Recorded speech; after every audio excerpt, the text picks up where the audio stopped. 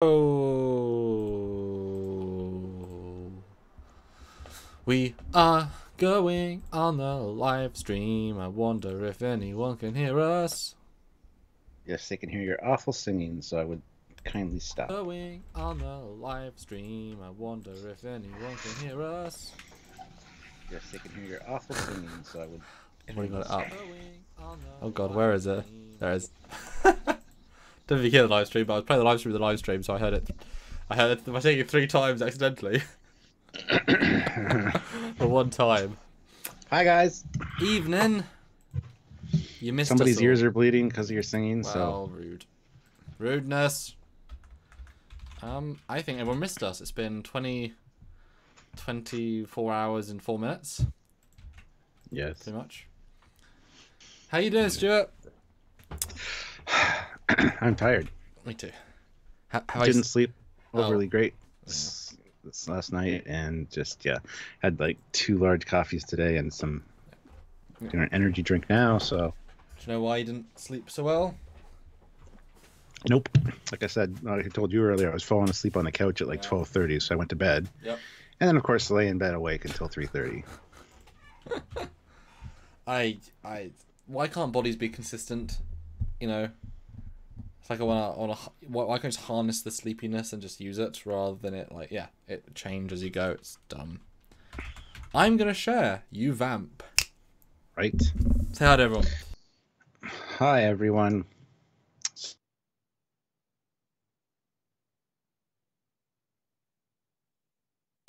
Stuart has gone away. As I say vamp, he leaves. Are we still working? Is it still on? Yes, Stuart's just okay. So my internet's fine. Once you mess up with sleep schedule, it's hard to fix it. Kind of. I live on a American sleep schedule, Canadian sleep schedule, because that's where all my people and clients are. So, yeah. This is weird. It says there is a poor network connection, but I feel like I'm still streaming at 1080p crisply. Which implies my internet's fine. And yet, Stuart is not here. So his internet must be rubbish. His internet is gone, and that means my face is gone too. While I'm still here. Restart. No, it's Stuart. He'll call me back. That's weird though. That's real weird. I guess I'm not gonna share this everywhere. Hi everyone. Your perfect command. The captain's gone. Moo ha ha ha. Ha ha. Ooh, if they do the animated Star Trek series, they should use the Incredibles animation. That's a good idea. That would look great. I mean, this is obviously in that vein, but that'd certainly be a good one. See if it works now.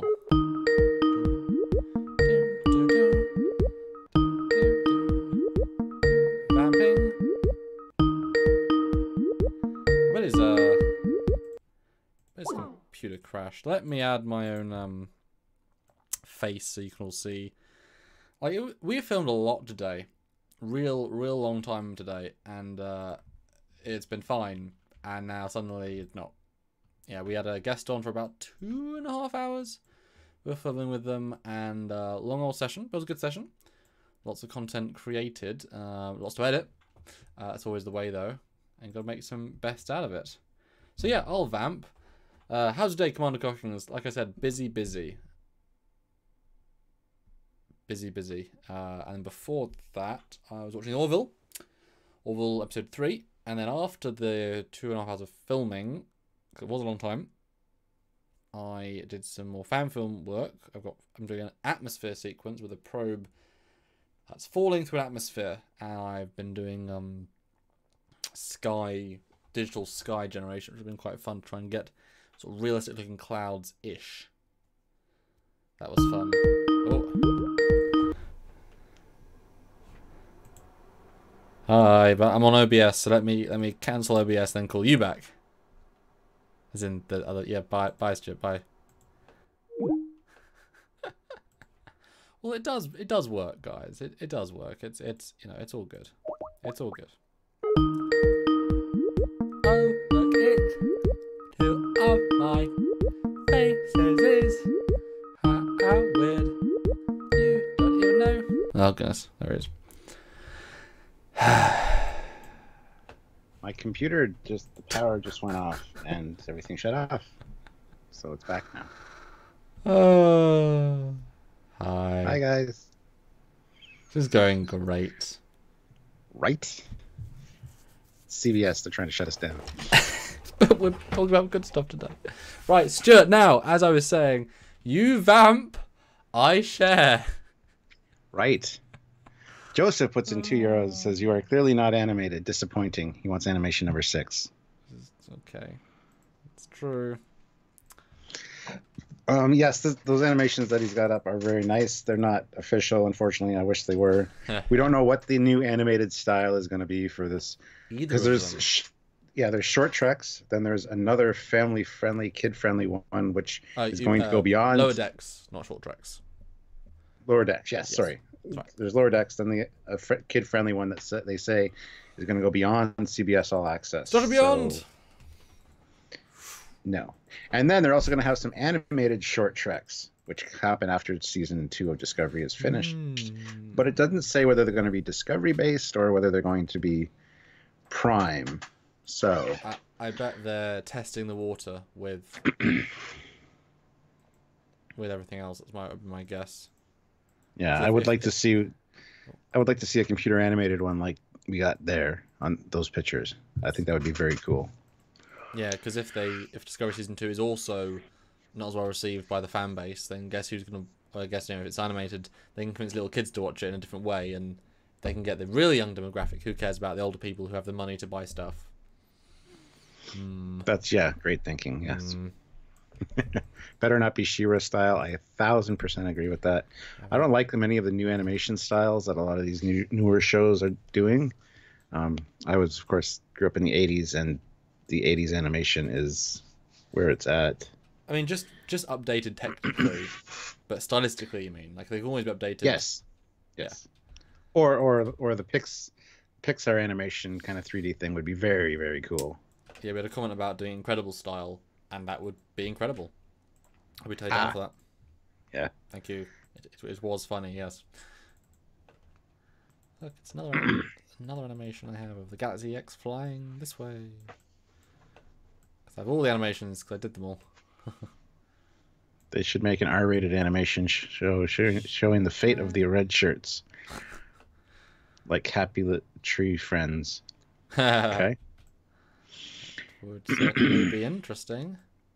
But anyway, as we were saying, and as we've said many times, probably share this, shouldn't I? Probably. As we've been, I haven't seen that Galaxy X animation. It was in the episode, so you have. Unless you didn't watch the episode. Didn't watch the episode. I want that animation. Send it to me sometime. Watch the episode. Anyway. What? Just send me the animation. We did that. Oh, another good episode as well. Spend time with that. Oh, okay. Anywho. I forget what I was saying before that all started, but yay. So yes. We're getting lower decks, which is in kind of a adult-oriented, kind of Rick and Morty style kind of thing, maybe. Animated series. We're getting another one, which is kid-friendly, and then of course we're getting these animated shorts. So they're really throwing a lot of things at the wall to see what's going to stick. Oh, and this is what I was going to say is we've said this many times that to do an animated Star Trek series would be a lot easier because you wouldn't have to build sets. To animate it would be much more cost effective, I think, than, building sets, obviously. I know there is a lot of animation costs, but I think it could definitely be done. And again, that kind of style, that 3D animation Pixar stuff would be very, very cool. I would love to see one of them be that, and kind of a funny, quirky kind of show, more directed at kids. That would be kind of neat to kind of pull kids in. But it's like Star Trek's now getting gimmicky because we've got the darker R-rated, adult Discovery, and now we're going to pander to the kids, and I don't know how I feel about that. Did you I see mean, what it's good we're happened to getting Star more Wars? Trek. They had lots of stuff, got oversaturated. They started making bad stuff to pander, and they had to cancel all their stuff because it was like, no, this is not the stuff you should be making. Stop. True. And as soon as the stuff they were making animated wise got more complicated, they cancelled it again to do new stuff to refresh. And I haven't seen Resistance, but I have like zero interest in seeing Resistance. It looks bad. It's not in a timeline I'm interested in particularly. It's not a subject matter I'm interested in. It's like there's nothing. Someone said to me, "But why aren't you watching? You're a Star Wars fan." I said, "Because nothing in it makes me want to watch it," which is sad, but nothing in it. Yeah. Like, Well, there's this. There was that new Star Wars one that they had like 60 some odd episodes done and animated, and that looked I just forget dumb though, in a fun way, but dumb. it looked watchable and enjoyable. Yeah. I wouldn't mind seeing that. I don't know why they didn't release it. But the thing is, that's the gimmick that I would never want for Star Trek. That sort of stupid thing I think would just hurt Star Trek, especially as Star Trek tends to add to canon, whereas that sort of show obviously is not canon, would never be canon to Star Wars. But it might even be Star Trek canon. It's like these stupid jokes. I don't know, like that's Yeah. tricky. It's like when you think back, we're kind of spoiled by good shows, and money put into shows and shows with themes and development and. Yeah. King of Scotland says from Rob Burnett to Trekyards. He hopes that Rob looks at your work, Samuel. Well, we know Rob fairly well. Well, I talked to him in the chat, and he said he's been following my fan films and is excited to see it. So yeah, I know Bill Barkley Joseph, because I commented. oh sorry, Joe. Yeah, Joseph puts in €2 and Thank says, you. "Can you please wish happy birthday to my wife, Erica? Erica, happy birthday from Trekyards. Happy birthday from Captain Foley. Happy birthday to you, Erica. Happy birthday to you, Erica. Happy birthday, dear Erica. Erica. Happy birthday to you, Erica. and many more." Sorry for putting up There you with go. Joe for so long, Joseph. So can you just say happy birthday from Commander Cocky? Happy birthday from Commander Cockins. There you go. Team Trekyards wishes you a happy birthday, Erica. Hope you have a great day, and hope you get everything you want. Well, it's like the end Not of everything my you days. deserve, because everything you deserve and everything you want are usually two different things. And I don't know if I want to get everything I deserve some days. Oh. You know what I'm saying? This is the gift I want, not the gift I deserve. Kind of like Batman. You know how it is. So animated. It's weird because I would rather have one ideal Star Trek show with great writing, great characters, all the focus put in. We saw what happened when they were, the same writers, sure, but they're writing All Good Things and Generations. Generations suffered, All Good Things benefited. And, rush production time, all these things. Too many things in the pot can hurt. Mm-hmm. I'd rather see one really good show that like The Expanse is meant to be an amazingly good sci-fi show. Give us an amazingly good sci-fi show that's got high quality writing, high quality VFX. That sort of high quality. What? Car Galaxy Studios clear his throat. Hello. I was supposed to talk to Car Galaxy Studios today at 2:00. We arranged this last week so I could figure out some more Streamlabs OBS stuff, and he can help me with that. We were filming at that time, and all week I'm like, Friday. Something went on Friday. Can't remember what. And I'm sorry. So Car Galaxy Studios, don't kill me. We'll arrange another time. I think we had about 20 minutes left of our filming at that point. Yeah. Just over 2 hours. And then I had to go out, and now I'm back, and I'm sorry. So don't. I'm sorry. But yeah, I'd rather have one really good quality show or one set of good quality movies. Now, splitting it out, as I said before, an anthology animated show would be great, but a serious one that is basically just a Trek show but with the ability to do anything visually,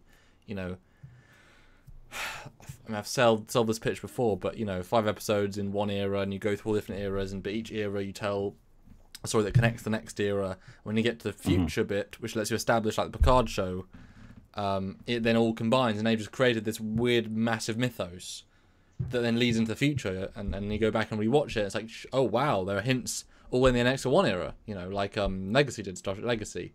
the lady in the NX era then went into other eras. That's just what happened. Better story than that, obviously, but Yeah. no, yeah. But if that man, if he's the one that penned '09, doesn't understand sci-fi or humor or good storytelling. Yeah. So if he's, I just God hope he isn't penning an animated show. I think he's stretching himself thin at that point, so I hope not. I hope it's He's greenlighting stuff. Compartmentalized. There's the word. Anyway, somebody asked where they could get those caricatures that are on screen online. Just type in Star Trek animated in Google and look for images. You'll find them. Not sure who they're from. They're not official. Somebody asked that as well. They're definitely not. It would be really cool to see some kind of series like that, though. But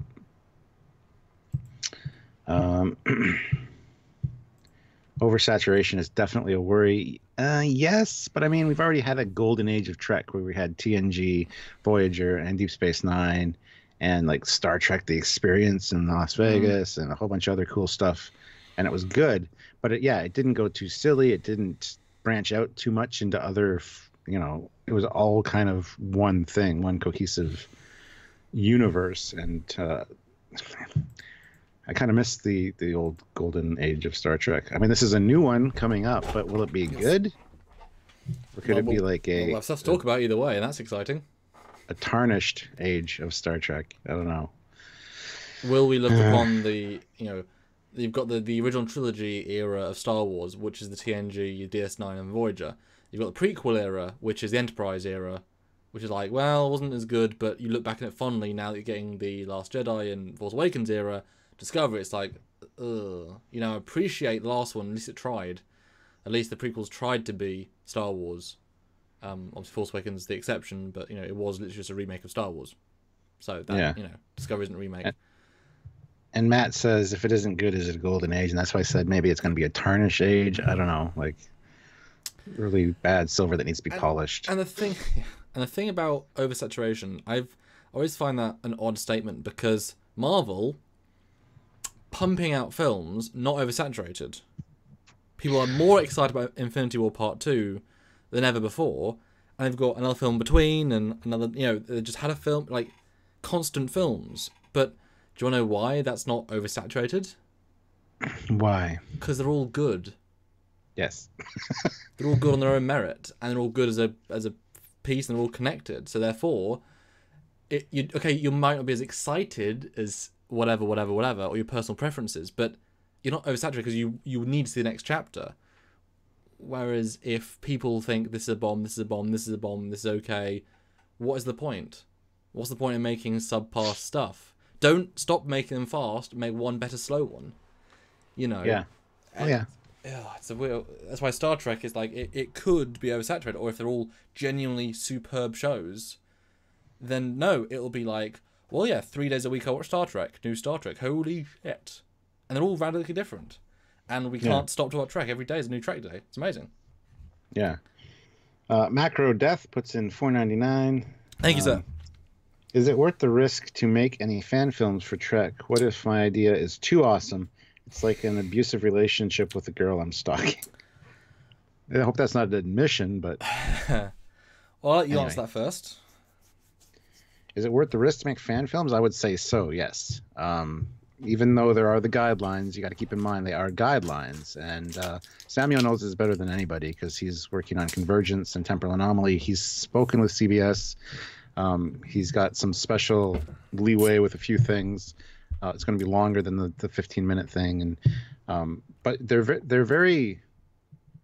not this like blank-faced entity that just denies everything. If you talk to them, you can work with them, and they're cooperative. I would say, wouldn't you say, Samuel?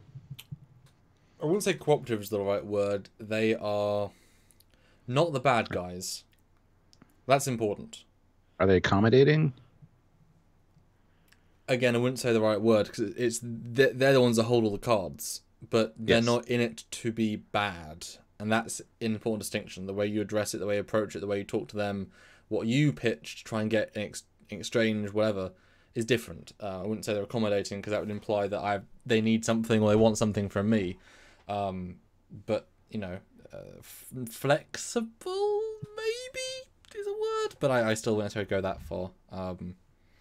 Or I'm just lucky, or I'm just known to them enough that I got a slightly different deal. I mean, like I said, I know, I've met John Masters twice now, and I can walk up to him and say, "Oh, hey Sam," you know what I mean? Like most people know him, but most of you don't know him, sort of thing. He knows me, but he's never met me. So yeah. I'm looking forward to meeting him sometime soon. So Tony, and I'll answer the other question as well in a second. So Tony Floyd, when's Convergence coming out? I still can't wait for it to come out. Neither can I. No, we have to film the second half. I'm doing an update at the end of January, which will have some cool new stuff to show. Lots of stuff in the background's been going on, but I work on lots of other fan films to help live. But yeah, I mean, basically one of the actors has dropped off the face of the earth, and that's quite important. When you have to book 7 actors in one place over a weekend, if one can't be there, you literally can't finish it. And then suddenly, the whole point of the film was to get them talking and be in the same room. So I can't do more until that happens. But specifically, an answer to, is it worth doing a fan film? And obviously, when I was in the Convergence Indiegogo, I got 5 comments a day saying, "Dude, you're gonna get sued. Be careful." Yep. The fact is that, in the history of the Star Trek fan film universe existence, one has been sued out of literally hundreds, if not 1,000 plus, probably thousands if you can count the really small ones. 1. 2 have been given letters, one of which got cease and desisted, one of which got a deal, mine, and continues got a good deal and allowed to finish off what they were doing. Everything else has been allowed to go through. Everything. Yeah. That's now obviously the guidelines came out. At least 3 dozen fan films have come out since the guidelines. How many of them have been sued, Stuart? None that I'm aware of. Nope. And most of them actually break some of the rules or the guidelines. One or another. Because they're not rules, they're guidelines. One or another. Yeah. How many of them have got cease and desist letters? Probably none. None. So therefore, the current track record post guidelines is 100% success rate on fan films. Even 4 crowdfunding campaigns with 100% success rate and not a single blip from CBS. So currently, in the history of fan films, you've got 99.9% CBS allow rate. And even the one that did get sued still is allowed to continue, but they got very strict guidelines. Yeah, so doing it's just how you do it. We're never going to get these big multi-million or million or multi-tens of thousands fan films necessarily ever again. That's fine. Because really, at the moment, all fan films except sort of the most quaint couple, they're all actual professionals who also have massive passion. And so you get a certain level of filmmaking quality, but the passion to do it for so little funds, but get a real strong result for it, and also in the scope of the half hour, which is the thing we're all sticking to for the most part. So no, fan films are still worth doing. Unless you were real bad, they wouldn't go after you. You know, and I'm working on 7 fan films currently. I'm not worried about any of them, and that should tell you something. That sounds like a whole live chat just about fan films in general. Rather not, but yeah. Yeah. Thanks, guys. You're giving me the courage to move forward. Well, there you go. Yeah. Well, email us, trekyards@hotmail.com. If it's that awesome idea and it's that doable, email us. Yeah. Okay, what's going on here? I made a Star Wars fan film parody as part of the contest, Lucasfilm. Yeah, the contests were cool. Lucasfilm's always had guidelines as well, but I think CBS should definitely do something like that to kind of regarner some support from the community, because, as you said, not a lot of people realize that what the situation is with fan films. They're very, you're going to get sued. Don't even mention Star Trek. It's like, no, that's not how it works. But you know, CBS should do some kind of contest, like Lucasfilms does, to select a good fan film. That'd be actually very cool. Yeah, but Star Wars fan films are weird. I always find that argument odd. The competition like any Star Wars fan film can exist, but if you want to be in the competition, you've got to follow guidelines. And those guidelines are mega ultra strict, because they're basically make a lightsaber short film. That's basically what they allow, for the most part. You know, make a teeny short which is cool, but Star Wars has always been less narratively driven than Star Trek. Yes. And a short is fine, but all of these Star Trek Discovery shorts, they've finally gone into the short format. All of them have fallen down in their stories. And most of them take place in 2 rooms. So you can see how instantly trying to make Star Trek shorts, it's not the best Trek you can make, and it will always suffer. So I would always try and hit that 30-minute, because you can tell damn good stories. I mean, How I Met Your Mother had some absurdly good stories in 23 minutes. Just mind-bogglingly dense. South Park, a lot of story in 22 minutes. We're watching Brooklyn Nine-Nine, amazing example. The amount of narrative they throw and amount of character. I mean, the first couple of seasons are pretty much just like everything's a golden child. Yes.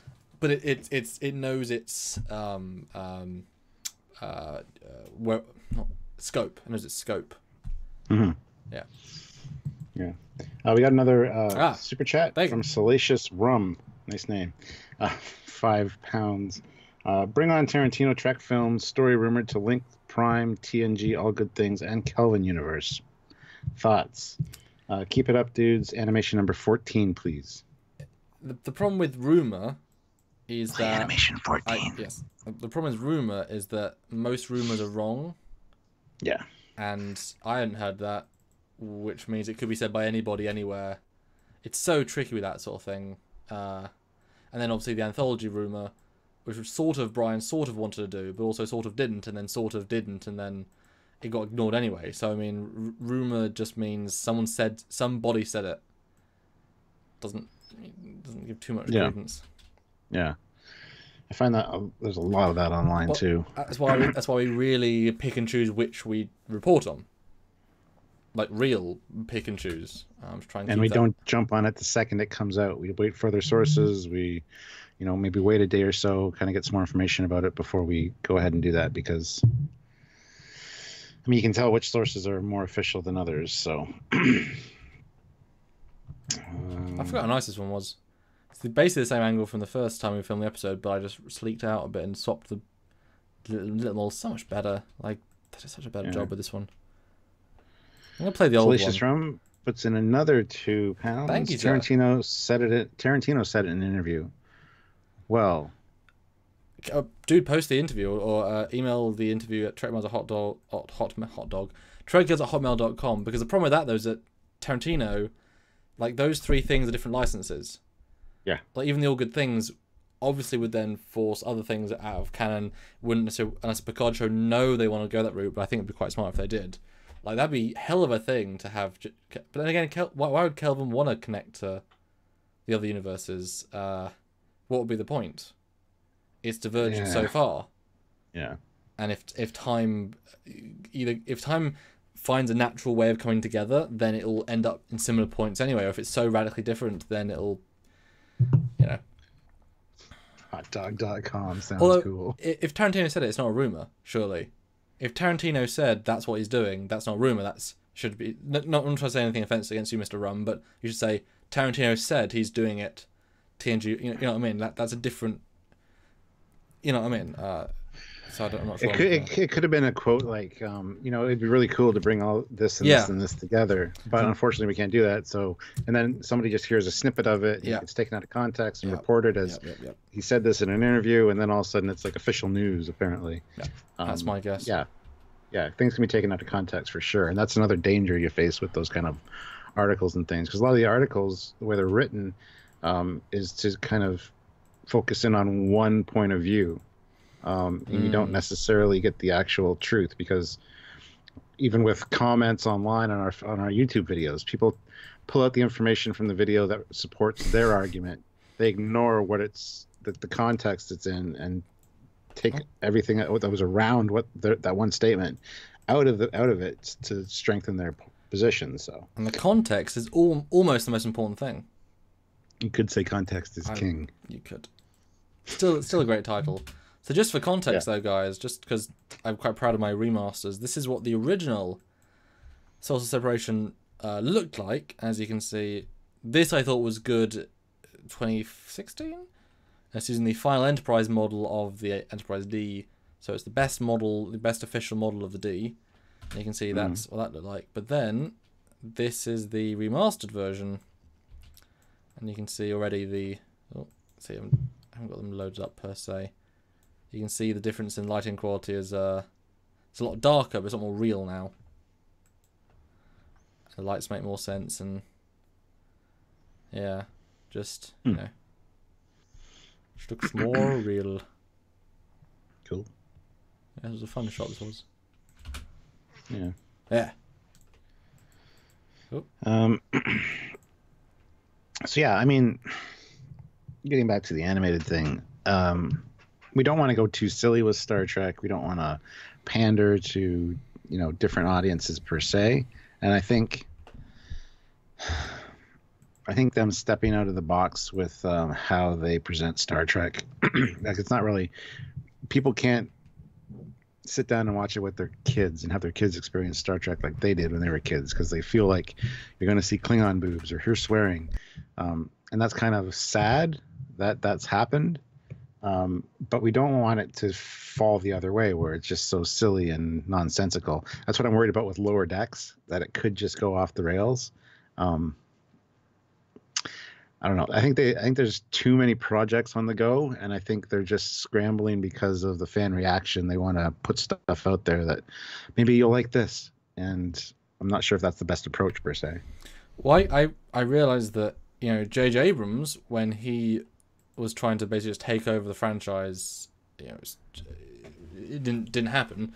He was trying to get all the other shows in his Kelvin timeline, trying to get all this stuff happening, make this big massive multi Marvel style thing, but they wouldn't bite. So I guess now, because it's under the CBS license more now, it built more freedom, clearly more, as soon as they say Prime, you're gonna get twice the audience than Kelvin instantly.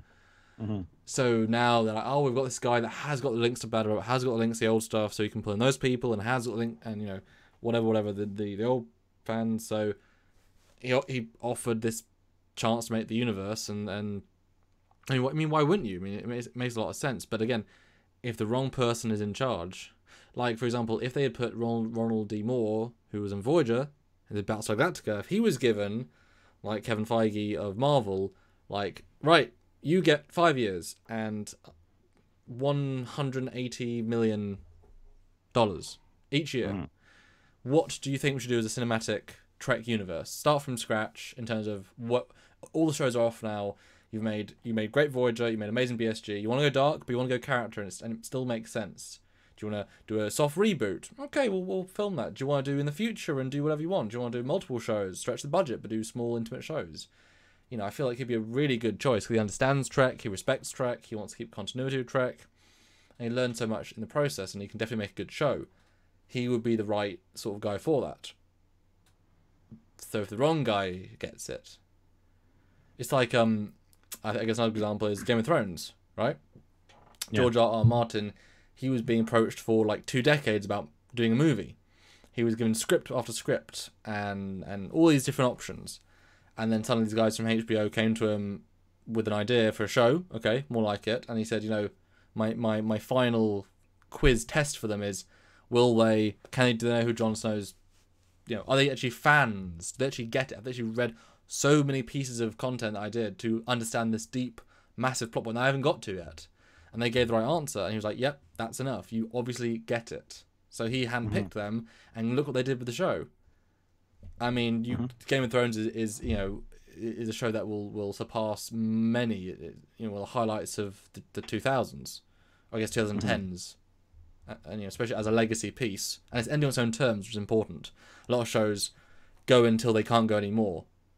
We don't want to stop, which means they can really have an impact on our season. And so the right people with the right budget, and obviously you saw them improve the budget each year. Okay, some of the episodes weren't as great, but I mean, you can't deny Game of Thrones. I mean, that last season was tremendous, and the payoffs and the build and the structure, and just real good stuff.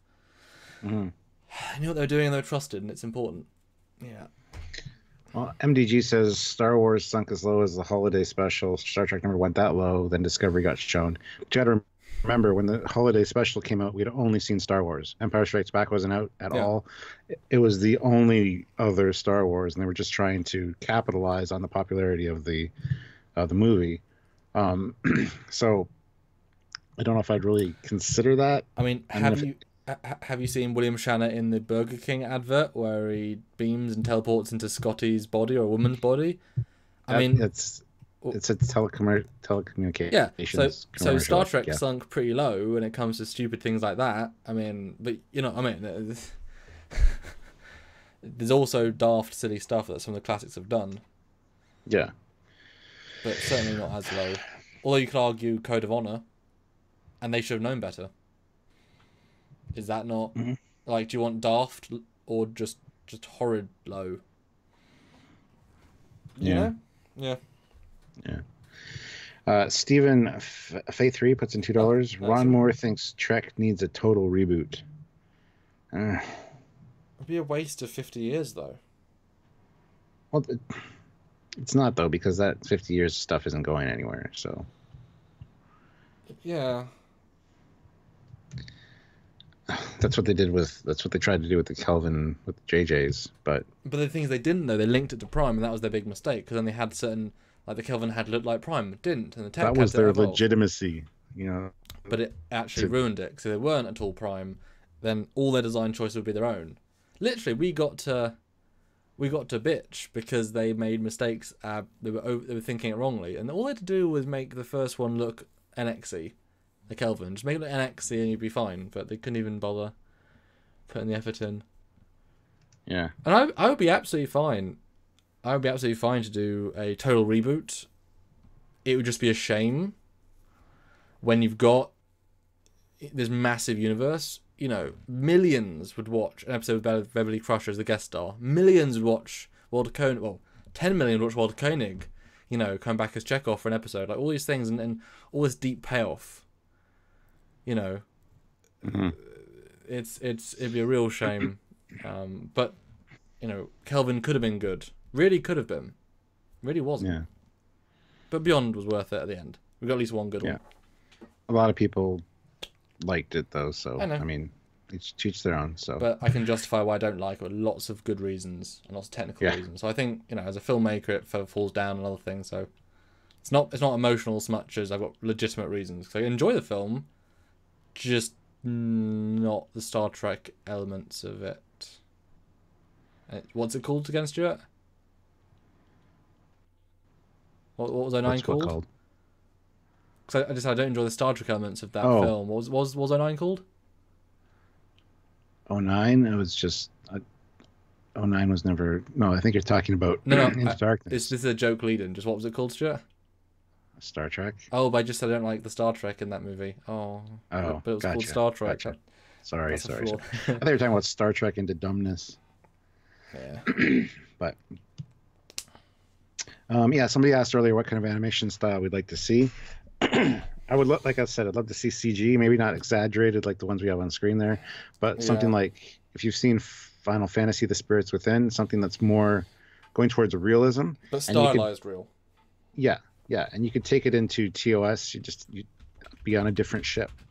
You know, you don't have to be on the Enterprise. You don't have to pulling the Enterprise card is always, it's getting kind of I don't necessarily want to see more Enterprise. Well, there's just more and better things to do. I mean, really. Yeah. I don't know. I'm open to lots of styles that fits the theme. Like even 2D, like drawn looking, could be fun if done like a fun retro 60s way. That would, you know, like animated series just nicer. Or like Wreck-It Ralph level quality of like, this is like CGI sexiness. Yeah. Or like Toy Story. I'm looking at animated films, and Toy Story had a cool style. It was like sort of plasticky and a bit fake, but it had a really nice vibe to it, a really nice feel. Also the limitations of what they could do at the time, but that was, you know, still looks amazing because it's just a good style. Yeah. Or just do it in Lego. Do a Lego movie of it. Lego Trek movie. Legos. I'd watch that. It would have to be Mega Bloks Star Trek because they have the license for that. Lego doesn't. It's weird. I'd love to get some official licensed Trek. It'd be brilliant. Although then the Kelvin Trek would like crap, but quite Lego D7s with like custom pieces and custom emblems out of Lego, and it'd be fun. Well, I've got a Lego D7 or a Mega Bloks D7 in the other room. It's really nice. What I mean, I'd like a Lego D7. Yeah. I hear you. Spirits Within would be great, but CBS probably wouldn't think it would look kid friendly.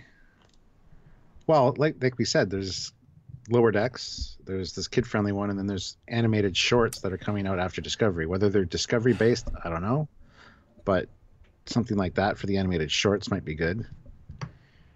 Aaron Matthew, a reboot worked for Lost in Space, BSG, and a bunch of Marvel movie shows. There's no reason a reboot couldn't work for Trek if done right. That's pretty much what we said. It's a waste. But Lost in Space, you couldn't necessarily use the original 60s or the movie, so you wasn't really a choice. And again, the BSG, it was so campy.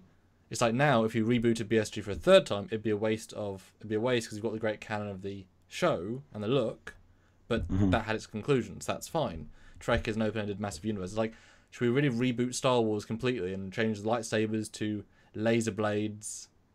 You know what I mean? Should we reboot Star Wars? Is that what we should do? Where everything's different and there's no longer Millennium Falcon and Luke, the Force is now controlled by little purple robot munchkins. I mean, do you want to reboot Star Wars? No, you don't ever reboot Star Wars. You do clever things in the universe. Yeah.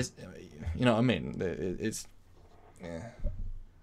Yeah. Harrison Wells puts in $3 and says, "Would you like a TMP era series?" I was just thinking that before you said it. I was thinking something, even the motion picture era, to see that in a CG style would be kind of neat. Like the late TOS era going into the new, like the motion picture era would be neat. Or yeah, something in the movies with the magnificent maroon uniforms and leading up until, well, we've already talked about the lost decades of Star Trek, the Lost era. That'd be cool. Harry, which Harrison Wells are you? Which Earth? Which alternate? I need to know, Harrison. I need to know. Hope you're not earbard. If you're earbard, then you're lying to us, all of us. But I see you. Which Harry's your favourite? Something? Yeah, Harrison Wells is from The Flash. That's awesome. You said it. I was like, what? That's great. That's great. Tell me, Harrison. Tell me, Harrison. Yeah. But isn't it confirmed animated will be comedic? No, just the first one. The second one is completely untalked about at this point, really. And it's not even... I want to talk about Eobard Thorn Earth 1. Well, damn, sir. Did you enjoy your re-cameo in the Lost? Elseworld? I thought it was pretty good, although a bit confusing now. And then you're at the end of... I haven't seen Elseworld yet, though. But yeah, yay, Harry. So that's what people join here to have personal conversations with people. I want to talk, Stuart, about the kid-friendly thing. Yes. And multiple people that we know have commented on this. What are your comments on the statement saying, want to make a kid-friendly Trek? I just don't want it to be stupid. Like I said, I don't want it to be like... There's Transformers Rescue Bots, which is aimed at like preschool kids, and it takes the Transformers, even though it's officially considered Prime, like in Transformers Prime, it's supposed to link in. It's just stupid. It's an awful animation style, and it's just no. Kid friendly can mean many things. Kid friendly can be aimed directly at kids, or just kids can watch it like they could watch TNG. No problem with that. That's kind of what Trek should be, because how many kids got into Trek watching it with their dads or whatever, and their parents had no fear of them watching it because nothing was going to be out of line. I know they deal with some serious issues, but the way they, put it in a different context, yeah. So kid friendly could just mean simply that. It's not going to be like Discovery where you're going to see Klingon boobs and hear swearing and And that's kind of what I talked about earlier. Is I could see them doing that. My problem with that statement is that it's such a headline grabber, but it's such a stupid headline grabber because all of TOS up until Enterprise is kid friendly. DS9, okay, maybe not so, but it was at the start and it got progressively less. But obviously, if you started watching DS9 at say 12, by the time you get to DS9 Dominion War, you're old enough to understand it. So it grew with the audience. And by that time, most people watching Star Trek were older anyway. But all of Trek is doesn't matter the age. How many people have commented on that post saying, well, yeah, I watch Star Trek with my kids. It's kid-friendly. What are you on about? Now, what's interesting, he means, well, shit, we made 3 action violent blockbusters that are not exactly kid-friendly. That I wouldn't send my kid into darkness and see him beat people and say, Daddy, why is that man beating that man to death? Well, son, he's angry. But Spock isn't See, angry. Oh no, son, you haven't seen other Star Trek yet. You don't know. And Discovery. I can throw this purple thing and make you have the most vicious death ever known to humankind. Ah, ha, ha, ha. Again, not kid-friendly. So he means, I've been involved in 10 years of Trek that's unkid-friendly it. So I want to make kid-friendly Trek, a la all the rest of Trek. I mean, Enterprise is so vanilla, it's friendly for 2-year-olds. Star Trek Enterprise, you know, everyone, you know, Phlox in his face, it's all great, you know, it's all kid-friendly. So it just means I'm doing a show not like the current shit I'm making, which is not kid-friendly at all. That's what he means. Trek is a kid-friendly. Star Wars, you could say, is not kid-friendly in comparison. yeah. Well, New Hope, fine, but the other two, not so much. And Empire certainly isn't kid-friendly if you look at the themes and some of the imagery and stuff. I mean, kid is red. Like, you wouldn't throw a 4-year-old Empire. You know what I mean? You would sort I of would. My kids watch that stuff. Well, you know what I mean, but they're being kid-friendly. It's not a kid-friendly film. It's a fine film for people who have common sense and go understanding of the world. It's not a kid-friendly film. Like Revenge of the Sith is actually a kid-friendly film, but it's also, who the hell cares? I mean, you know, we're too old to care, but I don't know. What do you think? Do you agree? Is it just resetting his own bar of kid-friendly? Yeah, I would say that might be a possibility. That's interesting. Orville, kid-friendly? Yes. Just because it's set with it's like TNG though. It deals with the same kind of issues, just glazes them over with alien life forms instead of. So my version of kid friendly is different than a lot of other people's, I think, because I let my kids watch some. Pretty much whatever I watched, my kids could watch as long as I was there, so I could explain it to them if they asked. So yes, Orville is not, I would say, kid friendly, but also kids wouldn't understand the not kid friendly stuff, like actual kids, and they would appreciate the fart humor. But certainly, I wouldn't show it to kids. I want to bring out like, that sort of fun, light-hearted feel. Isn't necessarily kid friendly, so it doesn't necessarily need to be dumbed down. Doesn't necessarily need to be silly.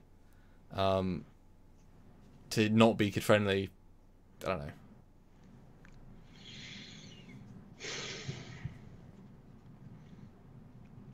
Orville, not kid friendly, porn addicted, and not a child. Porn addiction is not a child topic. So that was pushing the boundary on even like what I'd want to watch. So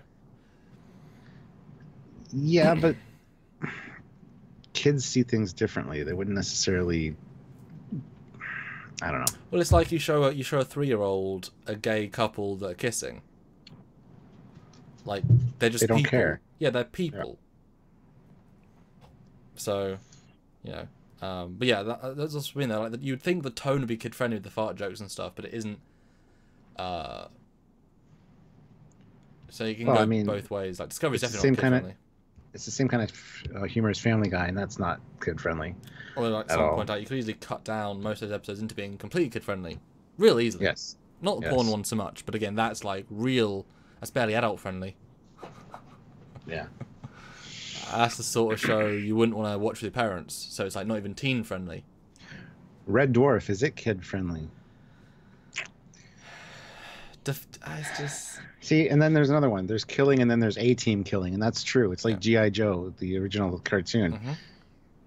People get shot down at helicopters and planes, but there's always a parachute. You never see anybody die, even though there's lasers flying everywhere. What can I dumb it down a level? In the olden days, whether you would give your kids Mario on a Game Boy, a while ago. He's smashing and shooting and just the most kid friendly game you'd think of. But what he's doing is he's bouncing and smacking down people and disappear and die. Like most video games involve you killing, destroying, stopping, but it's the context. 12 games. I mean, Marvel Infinity, Disney Infinity. Hulk is still smashing and beating up people. That's violence. That isn't kid friendly. But most films have killing and shooting. Incredibles, sort of kid friendly because the themes are deeper if you watch it. But there's so much violence. So I mean kids see it differently and stuff. Yeah, Bill Barkley makes a good point. By the way, there was sex on TNG. There was a virus where everyone was infected. Tasha went off and tried to have sex with Data. Yes. And it's all in how much they show, right? So. And even TOS had that implied sexual event where you'd see the camera would pan up, and then the next shot would be Kirk putting on his boot. That's like the 60s equivalent of they just had sex. You know what I mean? It's, I don't know.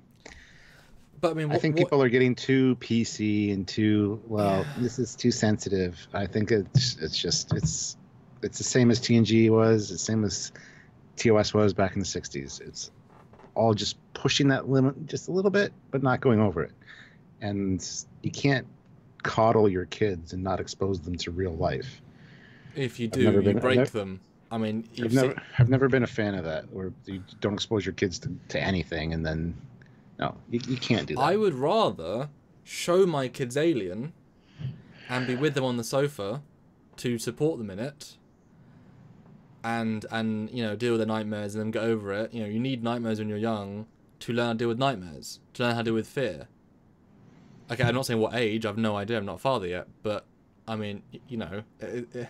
But for me though, I've always found I got into filmmaking before I saw horror films like that. So when I watched Alien for the first time, I remember I wasn't allowed to watch 18. So when I was, I think, 14, we saw all the VHSs in the front room, and so I would, because there is no child lock on VHSs, I just put the VHS in the player, put it down to lowest volume possible, and then watched it sneakily. And if they came in the room, I'd stop it and just you know, stop, and you can't see what's, it's just static. And then I was able to watch Predator, Alien, Aliens, Terminator 2, all like that. So I had the most garbage first experience in all of them. You know, VHS with 1 bar volume, sneakily, nervously, but all I could still tell all amazing films. But I saw like Alien as very much a film. Like when I saw Chestburst, I'm like, oh, that's an amazing effect. I never get scared by films. I see past it, I see the effects. I'm just like, that's a damn great. You've eaten his brain. Awesome effect, guys. So I've been broken to horror anyway. Joseph makes Samuel the worst idea ever. I watched Alien when I was 7 in the cinema and had nightmares for months. Sylvia watched Alien when she was about that age as well with her mom, and her mom like halfway through was like, I don't know if she's maybe watching this. Sylvia had nightmares. And Alien is now one of her favorite franchises. She loves Alien. Yes. I don't see. And then there's another point there as well. Enterprise had a lot of body rubbing with the decon gel. Yeah, that was inappropriate. Yeah. I mean, that was unnecessary, but it's just a washing each other for a kid. And back to Alien, I mean, I wouldn't take my child to see 18 at the cinema, because that is a very visceral experience. It's too big, it's too visual, it's too powerful. You're not comfortable in the same way. That I wouldn't do, because that is a different experience. Whereas in your house on the sofa, I probably wouldn't do the lights down as much, because again, that changes the feel. I'd be sitting next to them, and then I could pause it if they need to explain something. It's that very different experience. And like I say, nightmares are important. And then you show them. And then you show them the making of, and you show them the costume, and the guy getting into the costume. Yeah. You know, these things on these movies are not real. Or just show them Aliens 2, and then suddenly, boom, you see this woman who was terrified by them. Now you see epic Marines killing thousands of them. And a little girl that had to survive there, and she was perfectly fine. She's Yep. Yeah. So I think, you know, if you have nightmares, you have Ripley come in and save them in the nightmares. But I think you need life experiences. You need. It's you know, I went travel. So my parents took me traveling a lot when I was young. For me, it was normal. We went on a holiday once, if not twice a year. Normally New Year's and something else. So it was sort of, you know. And I've been to, you know, all the major European countries, and America. We went to America every 3 years. I've been there like 8 or 9 times. And so for me, the traveling portion of my life, I've sort of mentally already done it, but it expanded my horizons. It gave me the sense of, you know, I know most Americans don't leave America. Okay, I know America's a big place with lots of different things, but you need to go abroad. You need to see the world. Okay, maybe I'm not going to go to, you know, Iraq and hang out there for a bit, but I want to go to Greece and to other places that are a bit more life experiences without being negative as much. You need life experiences. Joseph says, guys, child psychology does not work like that. Stick with Trekyards. Well, I've raised 4 kids, and they're all decent adults, so I think I know a little bit about parenting. It's my own personal style. People might not agree with it, but and also whatever. All children are different. All environments are different. All parents are different. So because it didn't work for you, doesn't mean it won't work for me and how I do it. Like it worked for Stuart or not work for Stuart. I mean, it's so relative. Factors are ridiculous when it comes to that sort of thing. It's like I was shown Trek at 3, and for me it's never been a way without. There's never been a life without Trek. It's just a part of my life. that was I took to that, whereas other people I know who've seen Trek don't care. So I mean, we're all different, for the win. Oh, thanks. Yeah. Speaking of Thunderbirds, has anyone seen Firestorm yet? Firestorm is done by Eric Chu. Yeah. Oh. Yeah. But anyway, he's Canadian, so they don't do things like other people. That I hate when people say that kind of stuff. Oh, you're Canadian. Maple syrup and moose, whatever. Anyway, can I bring up are you guys calling Ripley a little girl? No, I'm not calling Ripley a little girl. I'm just a Newt. The little girl. The little girl that survived the aliens by herself. Yeah, amazing. Until Ripley and the Marines showed up. Yeah. I mean, that film. That was what we're talking about, Jill. That film's a female empowerment movie gone to the absolute extreme without any feminism. It's just people being people. It's just excellently well written. I want just to jump into. So I was one of the very few times I was actually scared. I remember 2 specific times I was scared by things. It was about psychologists, just to see what you think. One was when I saw First Contact for the first time, the Picard Borg start bit. I actually had a nightmare about that. I remember it. I was scared. The film is whatever it is, but that one moment, and that's one of the few things that it got me. Nothing else did in that film. Not Picard shooting a zombie man thing. Not Data's skin being lifted off. That was all. No, didn't care. But there's that one moment of that. So psychologically, that affected me. Nothing else did. And probably because it's partly jump scare too. Because he looks in the mirror and then. And then I remember I had a nightmare mimicking the scene. And one of the only other times I remember being frightened, and this is a real weird one, but I don't know reasons. Do you remember the Lost in Space movie? Yes, I actually like that movie. It's a guilty pleasure of mine. Me too. The genuinely the spider at the end, the Spider-Man, genuinely frightened me when I watched it. I wasn't as young as when it came out, so much later. But I was like, legit, I don't like this. I don't like this. And I had a nightmare that night, and I was really blown away by the fact that I was so affected by it. But you watch it now, and it's like, it's not that scary, but that's quite decent. Mm-hmm. It's not exactly an 18 or a 15. It's a fine film, but that got me personally quite hard. I don't know why, and I've always remembered that. I don't know. Yeah, and we're getting comments here like TNG gave me nightmares. The scene with the straw on Riker's head. Yeah, did it. It's everybody's different. Everybody's affected by different things, so you can't shield your kids from everything. They're going to see something that's going to terrify them, even if it's a straw on somebody's head. Well, I mean, I was watching horror, or how in some Deadpool, right? Deadpool 2. Yeah. Massively violent fights. I'm laughing at some of the VFX battle gore death stuff. I'm like, that's awesome. Like, because I see it as the excellent cinematography, choreography, visual effect, and creativity in blowing someone's head off, and those things are what I see. I don't see man getting murdered horribly, gruesomely. So we're all different. Yes. Anyway, we're getting off topic of the animated thing. Kid friendly could mean anything, is what we're trying to get to point out. Yes, but guys, do super chat. Let us know what you think it should be animated wise. Have a comment. Have a talk. We bounce off you guys as saying things. We really do. Yesterday we had lots of super chats and chatting, and it makes a big difference. So let us know what you think, and we can bounce. Yes. Now I just want to talk about these animated shorts. I like how that was thrown in at the end of this article. I don't know if that's like just testing the waters to see what the fan reaction is to that, but let's just mention these animated shorts. And it makes a point to say after Discovery Season 2 is finished. So since we already had Discovery shorts, are these new animated shorts going to be Discovery-based, using the characters from Discovery, or is it going to be something else? I kind of like the idea of animated shorts, to be honest. Much like Robot Chicken, 15-minute long episodes. Yeah. Sometimes. Yeah. So we have the potential here for 3 animated series now. Lower Decks, this new kid-friendly one, and then these shorts. And how many shorts are there going to be? Nothing was said. So. Although, again, if Discovery Season 2 bombs, just like Last Jedi bombed, they can rethink everything. I mean, until they actually start, and even if they start filming it, they can cancel something. They're actually in pre-production of the Obi-Wan Kenobi movie. They actually had concept artists and a team penciled in, they were already working, and then cancelled. So, I mean, we've heard the Academy shows on, and the Khan show, but then we heard from Nicholas Meyer, no, it's on mega hold, and Yeah. So I mean, they can, and at the end of the day, what happened? We talked about this yesterday with Star Trek 4, or Star Trek Beyond. They announced Star Trek 4, and Chris Hemsworth, to get people excited for Star Trek 3. So guess what? We're a week from Discovery, and Alex Kurtzman's promising lots of new shows and kid friendly. That's a weird coincidence. He's been silent for had a long time. He's silent as they've been slowly trying to get the mess of overspending on the first couple of episodes and changing the writers and then changing the second half of the season. And now, to get any good press they can, he's throwing out stuff. And guess what? Doesn't have to do any of it. Mm-hmm. He could just... I mean, I've said to you, Stuart, like occasionally on Trekyards, I'd say, Stuart, I've had an idea today about a ship. Let's film it today. And we do. Yeah. You say something, sometimes it just happens or doesn't happen. Inspiration strikes. He says it to get good press.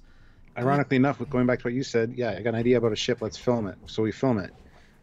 We've already filmed a couple pilot episodes for different shows that are filmed. We just haven't released them yet. So they've been made. They're just not, out yet. Yeah, I mean, the pilots of these shows might not have been made to order, commissioned. I mean, that often happens. There was a Agents of S.H.I.E.L.D. spin-off. They filmed a pilot. Didn't get picked up. End of story. And it won't be seen necessarily. Because the network has got to approve it. And an animated show is a little bit different. With the Rick and Morty guy, that's a lot of brand confidence. Like, if all those fans come over, you've already got success. That's fine. But other shows, who knows? Normally, you question a pilot, you see how it goes. And if it's not good enough, you can't make more. Yeah, Joseph Massaro says, so there's more than one animated project? My understanding was there's just one by Rick and Morty creators.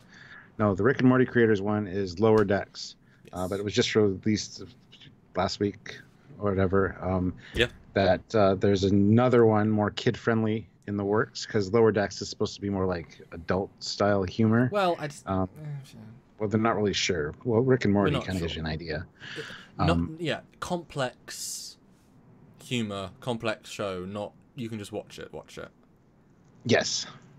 Yeah. And then there's these animated shorts, which are also, so there could be possibly 3 animated Star Trek series or shows. Interesting comment. News agencies should ignore all of these announcements if there's no trailers or work in progress images. Yeah, I mean it. Yeah. I think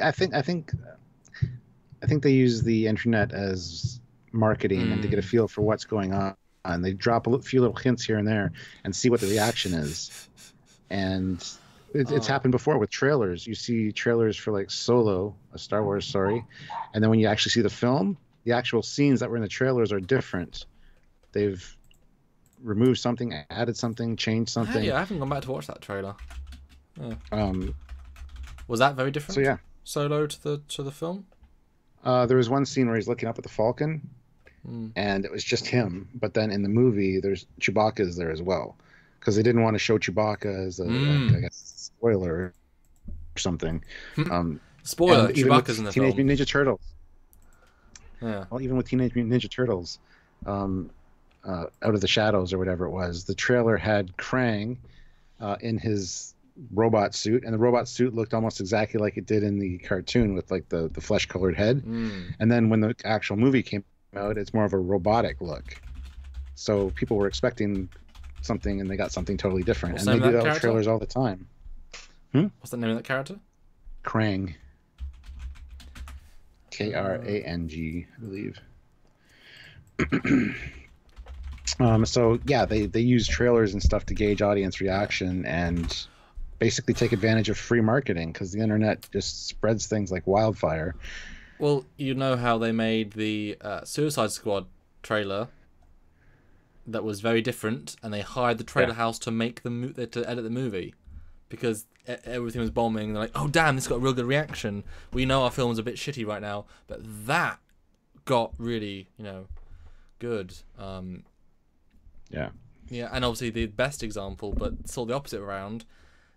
Ryan Reynolds and friends leaked the Deadpool concept trailer, and then he got confirmed because the fan reaction was absolutely absurd. He got commissioned, to make the movie within 2 weeks, and it was excellent.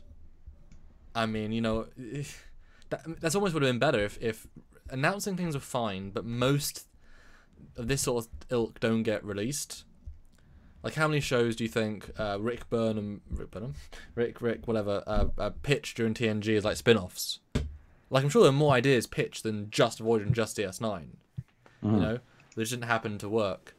So, wouldn't it be fun though if they just dropped, rather than telling us, like dropping a TNG era, like 6-episode, you know, even web series, just the trailer drops and like, holy, that looks like TNG, like modern, sexy. And it's short 3 sets, a new bridge, 10 forward, and a corridor, and a quarters, and 6 actors, and that's it.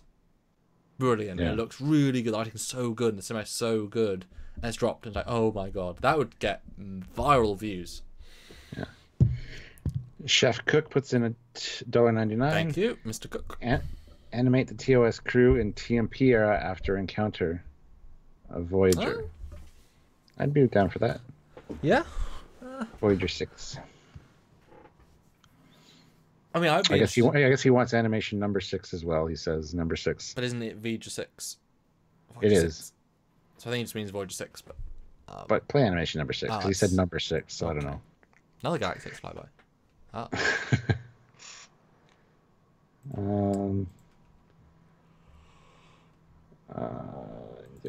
Some of the scenes you see in trailers aren't even included in the movies. Rogue One was a prime example of that. Jesus. There was a scene where she's running to the end of that platform to realign the dish, and a TIE fighter comes up and just like hovers there. That was an epic scene. I was waiting for that in the movie. Never happened because they did reshoots and they changed things. Changed the entire film.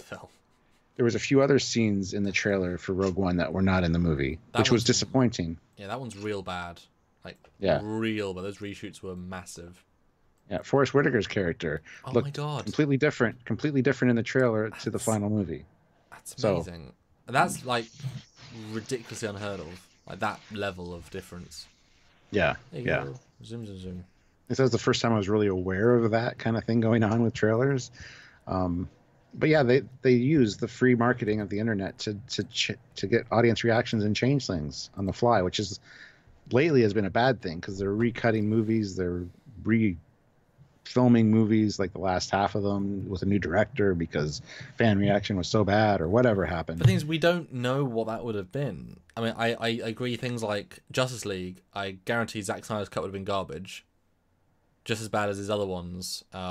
Maybe thematically similar, but like Justice League was better than the other ones. Especially better. And Raj says they might be in the deleted scenes. They're not. Like for the Rogue One ones. Yeah. Because I want to see them. No, they refilmed the entire ending. But if it's on green screen on sets you've still got, then it's not like it's the end of the world. It's not like they actually had to go on location to big tower in middle of forest. You know, it's not like that. And it's like if they had to reshoot Predator, like the second half. Well, they actually did refilm some Predator, but you know, they could go out to the jungle or like Generations. That was a massive cost. They had to rebuild the scaffolding to go up to that mountain again. And that took them like a week the first time. They did it in like half the time the second time they had the experience, but really expensive. That was a big budget. And then all the actors, I always love this that actors, you know, in their contract is how much time it takes to film. Reshoots, there's a certain amount of reshoots included, but if they have reshoots, then they get an automatic extra bonus money for that. So for an actor, like you can sometimes make double for a day just by the reshoot. So it's really worth it. And it's like, it's not your fault. You've done the work. Done your job. But I would like to see, though, the original Solo cut, the more comedic, stupid one.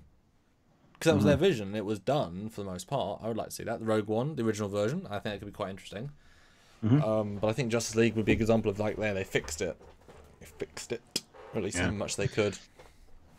Captain Ron Phillips throws in $5. Thank you very much. Battleship, Yamato, or Gundam style, they know how to create a space environment and effects in 2D and 3D. Yeah. Those, like I said, those older animation styles for anime and, you know, 80s cartoons were actually really, really good. I really enjoyed those. So,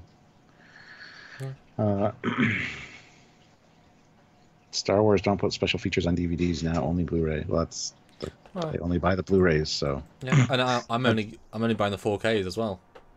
Yeah. Like it films like if you're only gonna, because if you buy a 4K, $10 more, you get the Blu-ray as well. Like why would you buy the? You know, I mean, do you have a 4K yet? I don't know. Okay. I got a 4K monitor for my computer, but I don't have a 4K player. I do have a 3D player though, and a 3D TV, so I buy the 3D Blu-rays. of these movies because I love seeing them in 3D. Was there any Star Trek characters in Ready Player One? I didn't notice any. No, there weren't.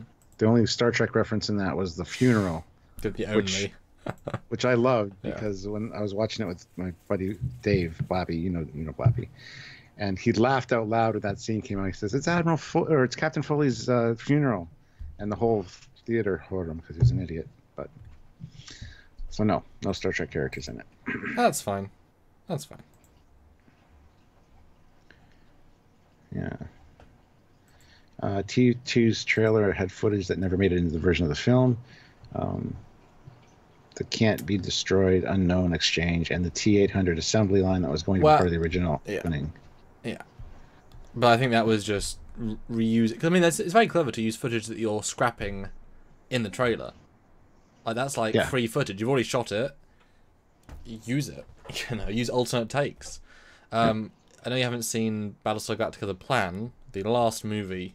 It was a wonderful tie-in to the entire show, and they use a lot of the scenes from the other shows, like when it was important. They filmed new bits of these scenes. But the cool bit is that they actually use alternate takes and alternate angles of all those other scenes. So same dialogue, but they all felt just enough different that it wasn't literally recycled. But all they had to do was go in and find alternate angles. And that was really great. It was good of using other footage to make a new piece of thing. Yeah. So, yeah, I think, as he said, it's leading up to Discovery Season 2. Now all of a sudden we're getting all these words about new shows coming out. Yeah.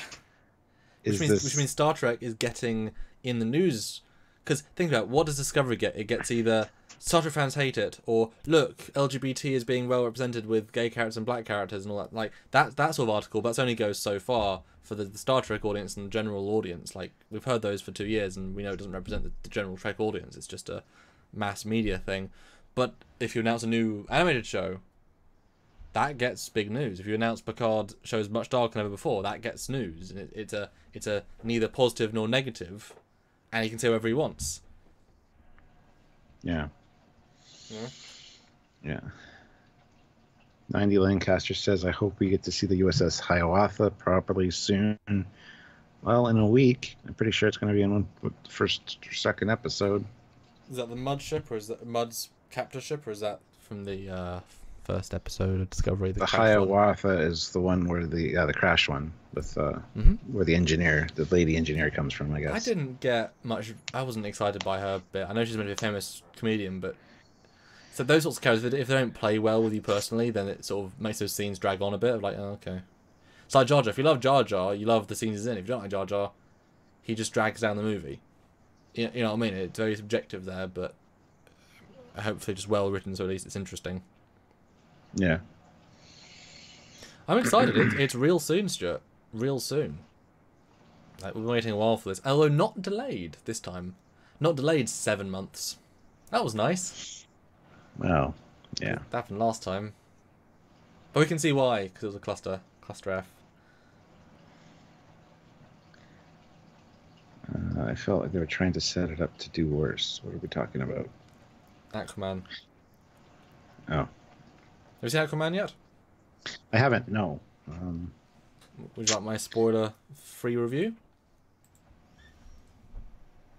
Not right now. Okay. Are you going to see it? There's a question I want to address first. Okay. Do you think the copyright lawsuit involved Star Trek Discovery, and it's involving Star Trek Discovery, affected any future plans CBS and Paramount have for new Star Trek media? No, I don't think so. I think they squashed all that when they got rid of the tardigrade, which the tardigrade was supposed to be originally a member of the crew. It had a name and everything, and well, I mean, it's pretty clear what happened. I think, there was a tardigrade character, and some people mentioned that the original version of the original script stuff had it before, like really early on, in the original writer's Bible. But alright, if it's a character that doesn't look like the tardigrade, then it's a conceptual tardigrade, and then that's different. And like Stamets wasn't the same character and stuff, but then they saw the game and they said, oh, we'll make it this raw thing and fall back on things that seem to work, but I don't know. Just make it. I mean, I get saying, oh look, it's real tardigrade science. Just make it an alien. Yeah. Why link it to a real sort of thing? Like, just call it a, you know, Amphiradian, a special species from Amphiradian 6. We found it on our travels. Yeah. Like, there you go. It's not make it, you know, a green one-footed animal creature that, you know, does the same thing, but you're not. I don't know. Yeah. Joseph Petrick throws in another €2. Thank you very much. Tig Notaro is great. Hope she will bring the humor. That's that comedian, I guess. Yeah. I do like her delivery of the line of, "Oh, good. I thought for a second they were going to die." Yeah. Just the flat deadpan delivery it's pretty funny in that scene. So. It just depends on the writing, because you know, you can have stupid for stupid's sake. You can have clever for stupid. You know, you have stupid for clever's sake, and you can have. It's like some of the. I mean, I think Family Guy is a bit more stupidly written than I think it probably is, but you can have real clever stupid jokes that are real clever and have good payoffs and stuff. So it's just. I mean, again, Discovery Season 1 fell down on its writing. Really fell down on its writing. That's a big thing, and I could easily deconstruct it if I wanted to. Yeah. Yeah. Bit of a slower one today, isn't it, Stuart? It is. 133 people, though. It's pretty good. Yesterday's were up to 300, but I mean, we love you all. We love you all. But, you know, end of the week, that's fine. I know Stuart is jumping on Sunday for a family version that we're doing 2 this coming week. Yeah. So you'll have lots of live before Discovery and then Discovery. Yeah. Captain Ron Phillips puts in $2. Thank you. Captain, are you ready for Captain Killy coming to Star Trek Online? Good question. 100% yes, and I will be doing playthroughs of that on lives because I do want to check that out. Because I did enjoy the other Tilly. Yeah, I was gonna say you should do live, shouldn't you? Yeah. So yeah, I will be doing that at some point, and I am looking forward to it. I'm not sure when the release date is for that though, but it's coming up soon. And I'm wondering if it's going to be all in the Mirror Universe or if it's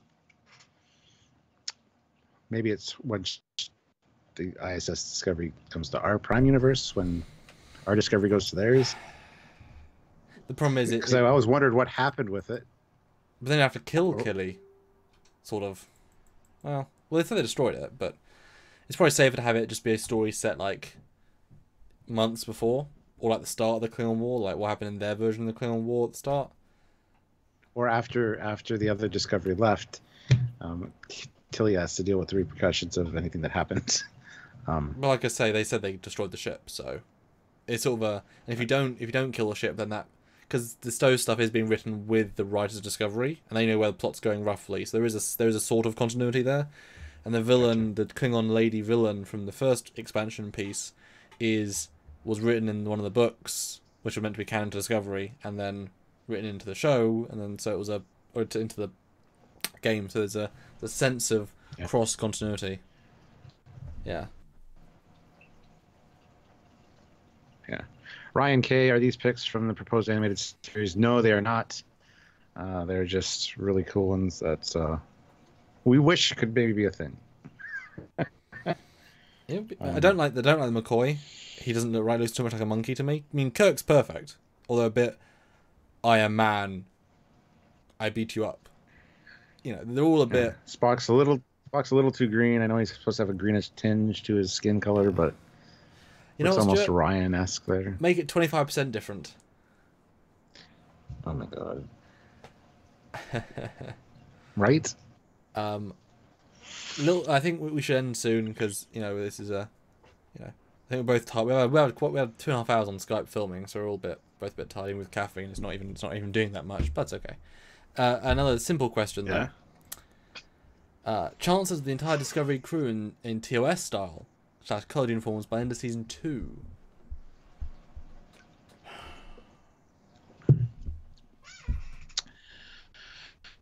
Well, I would like to see that. I would like to see any kind of progression towards that because we've heard that by the end of the series, it's going to look in line with TOS visually, just like season 1, right? Where there's a few little things that maybe are like, oh yeah, look, kind of did something. I don't know. I'm kind of discouraged by the fact that I see Pike in a Discovery form in a lot of the trailers. For most of them, it's like, well, if the newer uniforms are the newer uniforms, why is he switching to the older one? That disheartens me a little bit. Because we see them build multiple uniforms in the show in their replicator. He just brings the patterns over with him. He says, "Right, guys, I'm acting captain. Wow, you guys are using 40-year-old costumes." Because we saw them being used by Giorgio and in Saru when she's lieutenant. So those uniforms have been there for at least 15 years. Yeah. And then Pike's the new one. So yeah, they're using actively very old ones, which actually just raise the question of why are they still using really old ones.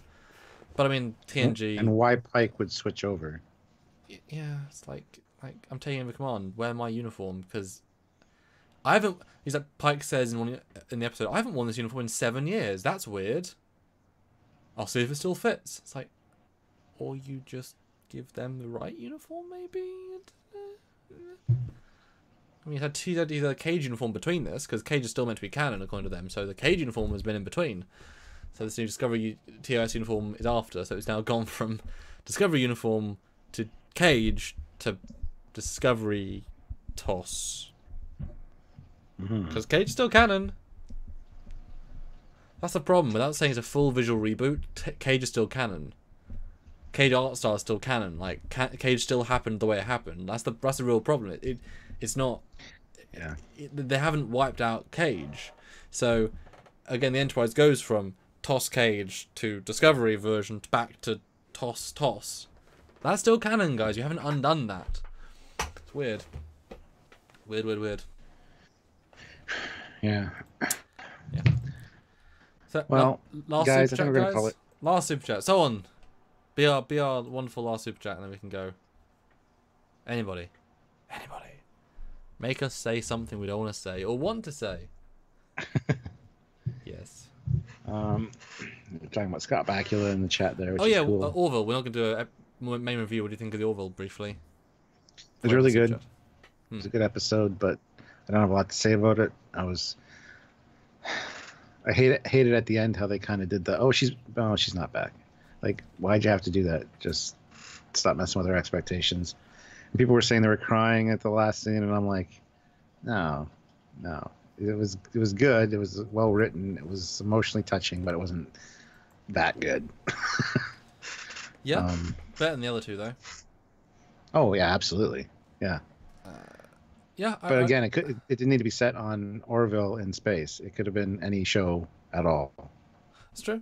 It's true. That kind of stuff. And it wasn't as funny as season 1. Wasn't as creative as season 1. It's lost its flair. It's lost its unique Orville flair 3 in a row. You can tell someone in Fox said, although actually because now Disney owns Fox, maybe they said tone down the Family Guy humor, please, Seth. And he's like, okay, I'll make it more sci-fi then, but now it's way more generic. Like it's fun, but they didn't grab me. Yeah, I like the episode. We sort I didn't like her reason for leaving the ship. Like that's just lame. Anyway, but whatever. Yeah, it was a great episode for her. Yes. But the pacing was weird with her. She was like both not doing anything and then doing something. Like and then my legs are going to give out, but then they're not because I'm doing... Yeah, once she started doing things, she was great again. Like, the start was great, the end was great with her, but the middle was a bit like, well, actually she's not doing anything. But it was a great... As soon as I saw Phlox come in, I'm like, well, now she's going to be healed for sure. We've got the Doctor and Phlox, the two of the best doctors in Trek. They'll get there. Anyway, continue, sorry. I mean, Picardo got a great bit of stuff. Good for him. I don't like him as a bad guy. No, Picardo. Oh, I meant okay. Yeah, he got a great. Billingsley. He got a great set of lines. It was good, but it was like we sort of knew she was leaving. But then obviously they filmed it either way because you could easily leave it at the bit where she doesn't leave and it feels great, or she leaves and she does leave, and obviously chose to use the leave version because several reasons. But it's just a shame. She was a strong part of that series. We got another super chat. Oh, okay. Well, there you go. Dreamer out there put in $2 and said, call him Jar Jar Abrams. I do that all the time. Hey, Jar Jar Abrams, put down the Star Trek franchise and walk away. Yeah. But yeah, I think honestly, I think Discovery might be better than Orville this season. Maybe if the base story is strong, it might Well, we'll be. need to, yeah, we'll need to get into it and reevaluate that at some point. Yeah, because now we're further past the it doesn't make sense Trek wise, you know, like with number 3 in Kelvin, we're not bitching about the wrong uniforms in Beyond because we're already.